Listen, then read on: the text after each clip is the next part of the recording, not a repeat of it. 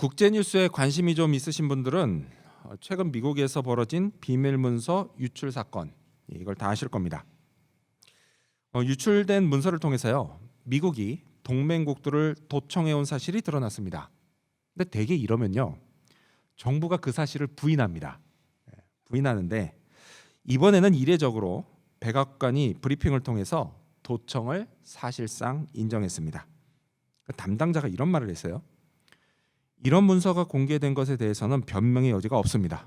우리는 이 사건을 매우 심각하게 생각합니다. 자, 이렇게 미국 정부가 자기 잘못을 인정하면서 사태는 빠르게 수습되고 있습니다. 근데 여러분, 사실 정부 차원에서 잘못을 인정하는 거요, 이거 쉽지 않은 일입니다. 실제로 정부와 정부의 수반인 대통령이 잘못을 인정하지 않거나 아니면 남 탓을 할 때가 많습니다. 문제를 그런 식으로 해결하려고 합니다. 자, 그래서 이에 대해서요, 누가 이런 말을 했습니다. 이 사람이 성장한 사람인가 아닌가는 이 사람이 어떤 잘못을 했을 때 보면 안다라고 말했습니다. 자기 잘못을 인정하는 사람은 성장한 사람이지만 그렇지 않고 남 탓을 하는 사람은 그 사람의 나이와 상관없이 아직 어린아이다라고 했습니다. 남 탓하는 거요, 쉽죠. 쉽긴 하지만 그건 결코 바람직하지 않습니다. 문제가 해결되기는커녕 오히려 문제를 악화시키기만 합니다. 자, 오늘 본문은요, 광야의 이스라엘 백성들이 남 탓을 하는 것으로 시작됩니다. 자, 오늘 본문은 큐티 책으로 보면 토요일 본문이에요. 근데 앞서 목요일과 금요일 본문에 이런 일이 있었습니다. 레위 지파인 고라 그리고 르우벤 지파인 다단과 아비람이 250명의 지휘관들과 함께 모세와 아론을 반역하는 사건이 벌어집니다. 그리고 그 결과 그들은 모두 하나님의 심판을 받습니다. 자, 먼저 고라와 다단과 아비람 그리고 이들을 따르는 자들이 모두 갑자기 갈라진 땅에 산채로 빠져버리고요, 그리고 땅이 그 위를 다시 덮어버립니다. 상상해 보세요. 아주 끔찍하게 죽은 겁니다. 자, 그런 다음에 나머지 250명의 지휘관들도 여호와께로부터 나온 불에 모두 불타 죽습니다. 이것도 한번 상상해 보세요. 진짜 끔찍하게 죽은 겁니다. 자, 이들이 왜 죽었나요? 자기들 죄 때문에 죽었습니다. 자, 그런데 다음 날 이스라엘 백성들이 모세와 아론을 향해서 이런 말을 합니다. 자, 41절과 42절을 보면 이튿날 이스라엘 자손의 온 회중이 모세와 아론을 원망하여 이르되 너희가 여호와의 백성을 죽였도다 하고 회중이 모여 모세와 아론을 칠 때에, 자, 백성들이 뭐라고 하죠? 그 반역자들의 죽음에 대해서 모세와 아론 탓을 합니다. 하지만 여러분, 그들이 죽은 건 이 두 사람 탓이 아니에요. 그들이 죽은 건 오롯이 자기들 죄 때문이었습니다. 그런데도 백성들은 모세와 아론을 탓하며 이 두 사람을 쳐 죽이려고 했습니다. 자, 이런 상황에서 모세와 아론, 얼마나 어이없고 또 속상했을까요? 자, 우리도 살다 보면요, 이 모세와 아론처럼 어처구니 없고 또 억울한 일을 당할 때가 있습니다. 성경은요, 우리가 그리스도 예수 안에서 경건하게 살면 박해를 받는다라고 말씀합니다. 그래서요, 하나님을 잘 믿으면서 살면 칭찬을 받기도 하지만 반대로 비난을 받고 억울한 일을 당하기도 합니다. 분명 내 잘못이 아닌데 나를 탓하는 소리를 듣기도 합니다. 또요, 나를 음해하는 소리도 듣게 됩니다. 심지어는 억울한 누명을 쓰기도 합니다. 그럴 때는요, 진짜 속상합니다. 시험에 들기도 해요. 자, 그렇다면 이 같은 상황에서 모세와 아론은 과연 어떻게 했을까요? 이들을 통해 하나님이 하신 일은 과연 무엇일까요? 이를 살펴보면서 오늘 우리가 얻어야 할 교훈을 알아보고자 합니다. 먼저 첫 번째로 모세와 아론, 이 두 사람은 하나님 앞으로 갔습니다. 먼저 첫 번째로 모세와 아론은 하나님 앞으로 갔습니다. 자, 모세와 아론은요, 성난 백성들에게 둘러싸였습니다. 그리고 백성들은 당장이라도 이 두 사람을 쳐 죽일 판이었습니다. 바로 그때였습니다. 자, 여러분 성경 읽어볼까요? 42절 말씀 읽겠습니다. 읽습니다. 시작. 회중이 모여 모세와 아론을 칠 때에 회막을 바라본즉 구름이 회막을 덮었고 여호와의 영광이 나타났더라. 아멘. 사람들이 어떻게 됐어요? 갑자기 회막을 쳐다보게 됐습니다. 회막이 뭐죠, 여러분? 회막? 이거 회막은 모이는 장막이다라는 뜻이에요. 그래서 여호와 하나님께 제사를 드리는 텐트예요. 그래서 성경을 보면 이 회막이 성막이라고도 나옵니다. 기록돼 있어요. 회막, 성막 같은 거예요. 자, 그런데 여러분, 사람들이 이 회막을 쳐다보게 된 이유는 그곳에 여호와의 영광이 나타났기 때문입니다. 여호와의 영광은 뭐냐? 이건요, 여호와 하나님의 임재를 상징하는 아주 밝은 빛을 말합니다. 자, 이 영광의 빛을 보고 모세와 아론은 물론이고 이 두 사람을 치려고 했던 백성들까지 모두 깜짝 놀랐을 겁니다. 왜냐면요, 여호와의 영광이 나타난 게 오늘이 처음이 아니었기 때문입니다. 바로 전날에도요, 이 여호와의 영광이 나타났었습니다. 19절 말씀을 보면요, 고라가 온 회중을 회막문에 모아놓고 그 두 사람을 대적하려 하매 여호와의 영광이 온 회중에게 나타나시니라 라고 되어 있습니다. 그렇죠? 자, 그리고 무슨 일이 벌어졌느냐? 고라를 비롯한 반역자들이 비참하게 죽는 심판이 벌어졌습니다. 따라서요, 어제 봤던 그 여호와의 영광이 오늘도 똑같이 나타나는 걸 보면서 백성들은 너무 무서워서 그냥 사시나무 떨듯 벌벌 떨었을 겁니다. 왜요? 어제 이 영광이 나타난 다음에 모세와 아론에게 반역하고 대적했고 비난했던 사람들이 비참하게 죽었기 때문입니다. 그럼 무슨 생각이 들어요? 그럼 당연히 야, 이거 이번에는 우리 차례 아니야? 이런 생각이 들었을 겁니다. 그러니 무서울 수밖에요. 하지만 여러분, 반대로 모세와 아론은요, 안심이 됐을 겁니다. 하나님이 나타나셨기 때문이에요. 그럼 이번에도요, 어제처럼 자기들의 이 억울함을 하나님이 풀어주실 걸 알았기 때문이에요. 그렇습니다, 여러분. 우리가 하나님을 잘 믿고 또 예수님을 잘 따르면서 살 때 그러다 억울한 일을 당하면요, 하나님이 그런 우리를 그냥 망하게 내버려 두지 않으십니다. 우리를 지켜주시려고 나타나십니다. 이때 당시요, 모세와 아론에게는 회막의 밝은 빛으로 여호와의 영광으로 나타나셨습니다. 눈에 그냥 확 잘 띄는 아주 스펙타클하게 하나님이 나타나셨습니다. 하지만 여러분, 하나님이요, 늘 이런 식으로 나타나시는 건 아닙니다. 오히려 반대로 우리 눈에 잘 보이지 않는 방식으로 나타나실 때가 더 많아요. 왜냐? 하나님은 영이시기 때문입니다. 그래서요, 육인 인간이 영이신 하나님의 임재를 깨닫지 못할 때가 많습니다. 하지만 분명한 건 모세와 아론을 보호하시려고 나타나신 하나님이 오늘 저와 여러분이 억울한 일을 당할 때도 우리를 보호하시려고 나타나신다는 사실입니다. 여러분, 이 사실을 믿으시기 바랍니다. 근데 여기서 중요한 건 이겁니다. 뭐냐? 우리 43절 말씀 읽겠습니다. 여러분 성경 보시면서요. 읽습니다. 시작. 모세와 아론이 회막 앞에 이르매. 모세와 아론이 어떻게 했다고요? 회막 앞에 이르렀다고 이야기합니다. 여러분, 모세와 아론은요, 그 자리를 벗어났습니다. 그래서 여호와의 영광이 있는 회막 앞으로 갔습니다. 그렇습니다, 여러분. 중요한 건 하나님 앞에 가야 한다는 겁니다. 우리도 하나님 앞에 가야 합니다. 그러면 우리는 하나님을 만나게 됩니다. 모세와 아론이 하나님 앞에 갔을 때 하나님이요, 그들에게 말씀을 하십니다. 그리고 그 말씀으로부터 시작해서 문제가 해결되기 시작합니다. 그렇습니다, 여러분. 꼭 기억하십시오. 하나님 앞에 가면 문제가 해결되기 시작합니다. 하나님이 그 문제를 맡아주시기 때문입니다. 여러분, 세상에요, 하나님이 해결하시지 못할 문제가 있을까요? 없습니다. 왜냐? 하나님이 세상을 창조하셨기 때문이에요. 그리고 창조만 하신 게 아니라 또 오늘 이 순간에도 이 세상을 주관하고 계시기 때문입니다. 따라서 예수님이요, 우리에게 늘 이렇게 말씀하십니다. 수고하고 무거운 짐진 자들아 다 내게로 오라. 수고하고 무거운 짐진 자들아 다 내게로 오라. 아멘. 이 말씀을 믿고 주님께 나아가서요, 나를 그냥 억울하고 속상하게 만드는 내 삶의 모든 무거운 짐, 그 모든 무거운 짐을 주님께 다 맡겨버리시기 바랍니다. 그러면 주님이 맡아주십니다. 해결을 시작해 주십니다. 이 사실을 꼭 믿으시기 바랍니다. 하지만요, 그럼에도 불구하고 어떤 분들은 말씀을 믿지 못해서 억울하고 속상한 일이 생겨도 주님께 나와서 맡겨드리지 않고 꼭 자기가 해결하려고 하는 분들이 있습니다. 이런 분들에게 특징이 있어요. 뭔지 아세요?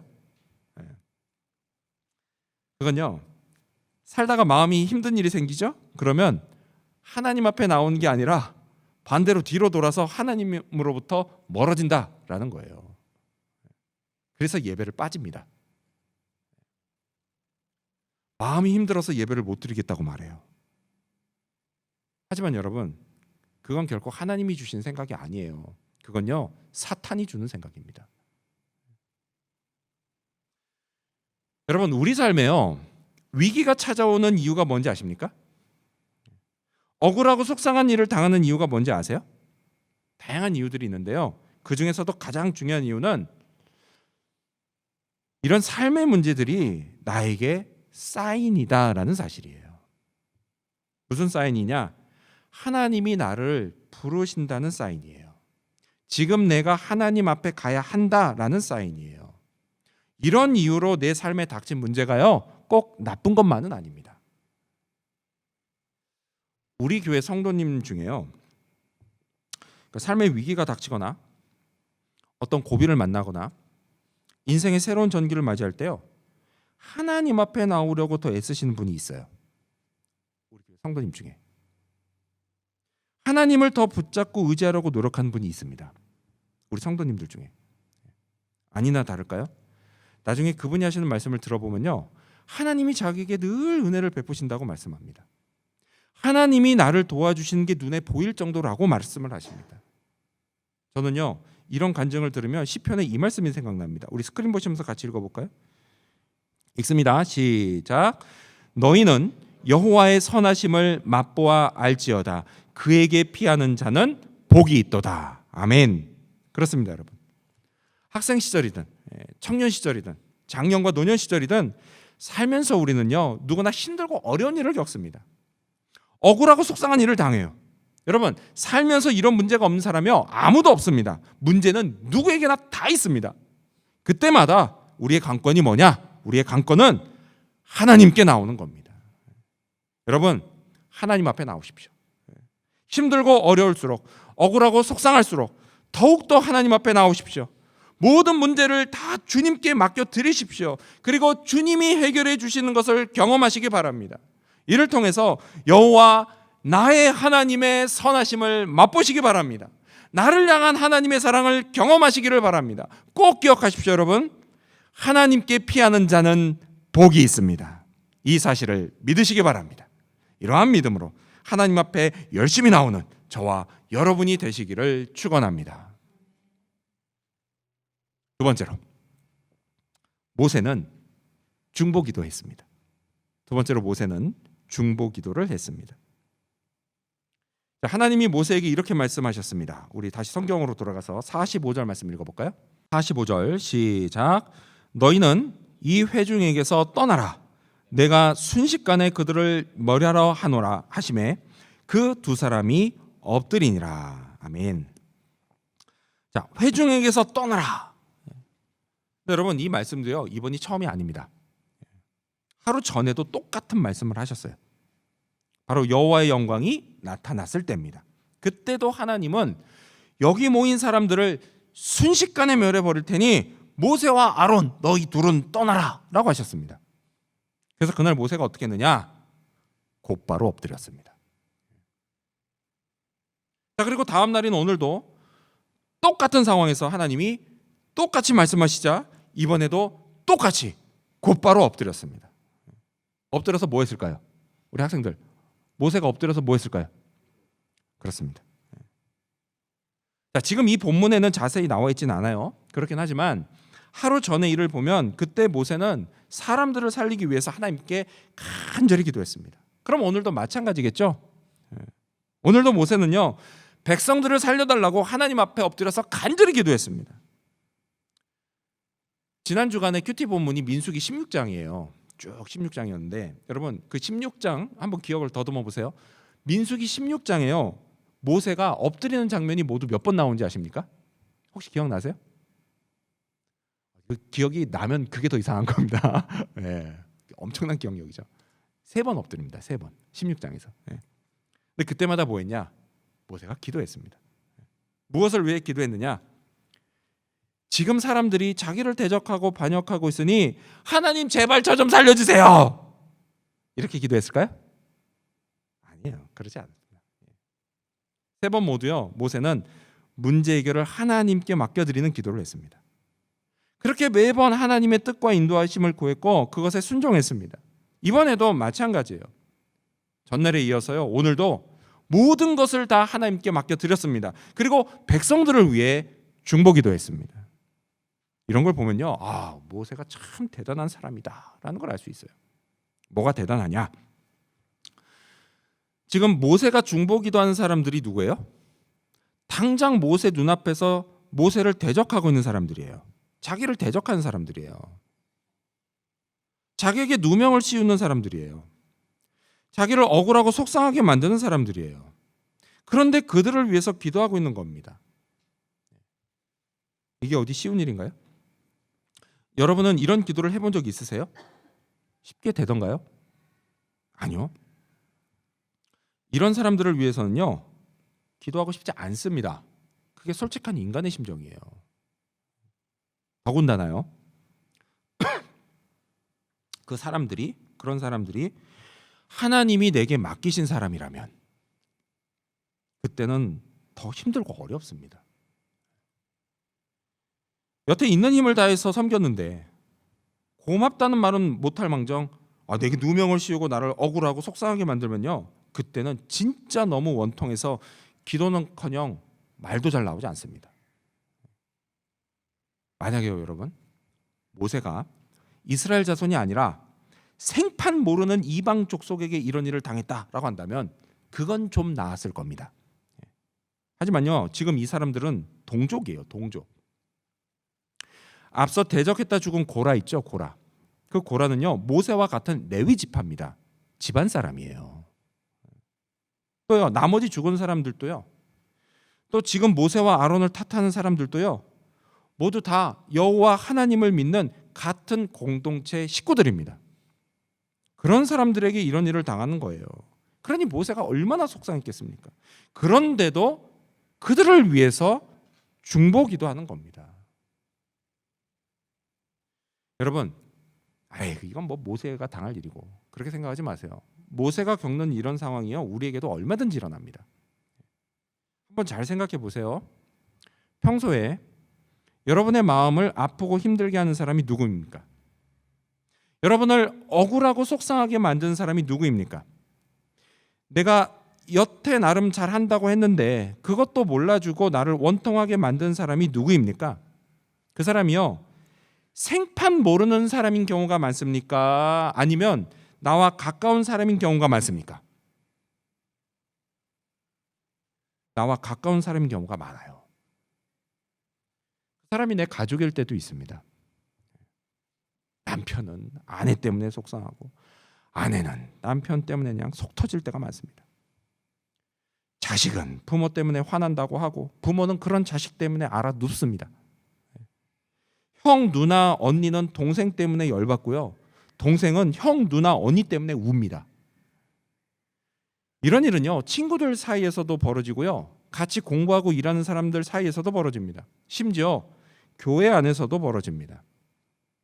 그때마다 우리는요, 나를 힘들고 아프게 하는 사람이 너무 싫습니다. 그런데 그 사람을 위해서 기도하라고요? 이거요, 정말 불가능해 보이는 일이에요. 하지만 똑같은 상황에서 모세는 기도했습니다. 그들을 살려달라고 중보기도했어요. 이 기도를 하나님이 들으시고 응답하십니다. 그 결과 많은 백성들이 목숨을 건집니다. 자, 모세가 엎드려서 기도할 때요, 하나님의 진노가 시작됐고 그게 연병으로 나타났습니다. 갑자기 연병이 퍼지기 시작했어요. 연병이 뭔지 알아요, 우리 학생들? 전염병 이렇게 생각하시면 됩니다. 옛날에는 이렇게 흑사병, 무슨 병 사람들이 많이 죽은 걸 다 합쳐서 연병이라 그랬어요. 그래서 욕도 있잖아요. 하진 않겠습니다. 옛날에 많이 했는데 어르신들이. 연병. 이 연병이 막 갑자기 퍼졌어요. 코로나 다 한 번씩은 걸려보셨죠? 코로나 걸렸을 때 아프죠? 연병도 아픕니다. 막 연병에 걸려 막 퍼져가지고 백성들이 막 고통스러워하면서 막 죽어가기 시작했습니다. 자, 이에 모세가요 급히 아론을 죽어가는 사람들에게 보냅니다. 그런데요 모세가 아론을 그냥 보내지를 않습니다. 자, 46절 말씀 같이 읽겠습니다. 46절 시작.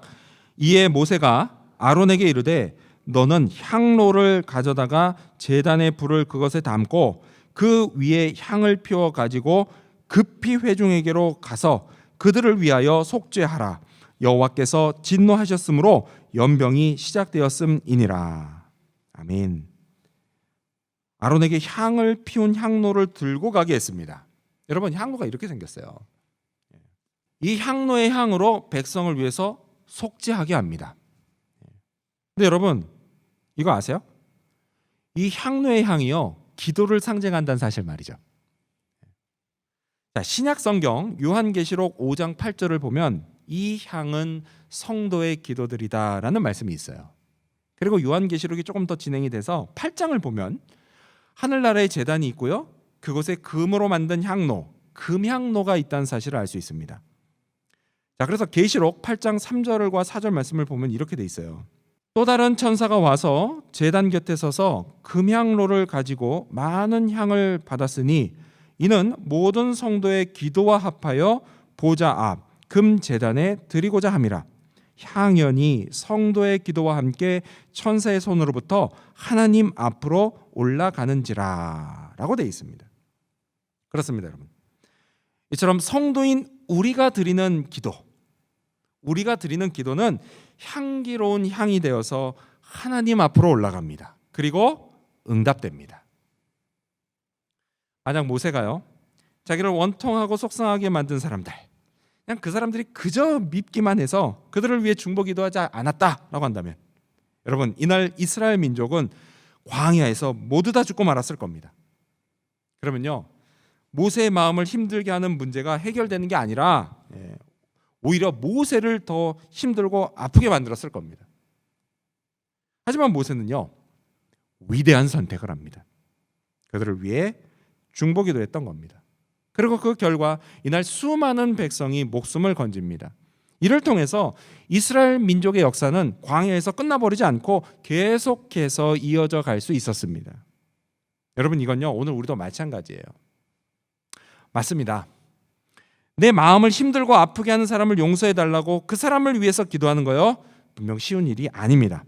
하지만 그럼에도 불구하고 기도한다면 그것은 내 인생에서 매우 위대한 선택이 됩니다. 그리고 그 기도를 통해 하나님이 역사하십니다. 내 힘으로 해결할 수 없는 것을 하나님이 해결해 주십니다.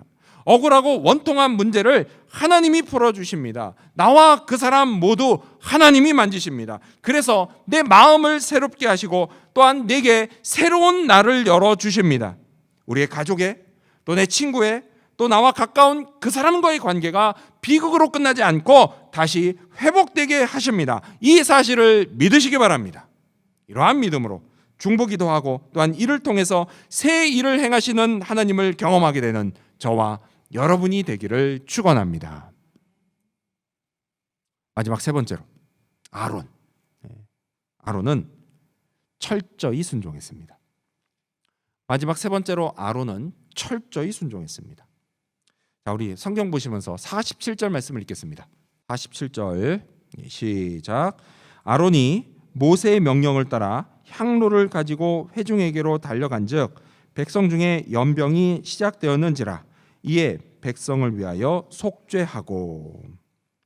그렇죠? 아론이 백성들에게 갔습니다. 그런데 성경이 뭐라고 전하죠? 그가 달려갔다라고 전합니다. 자, 하나님이 모세에게요 백성들을 순식간에 멸해버리겠다라고 말씀하셨어요. 그래서 이 말씀을요 모세가 대충 듣지 않았습니다. 흘려 듣지 않았어요. 잘 들었습니다.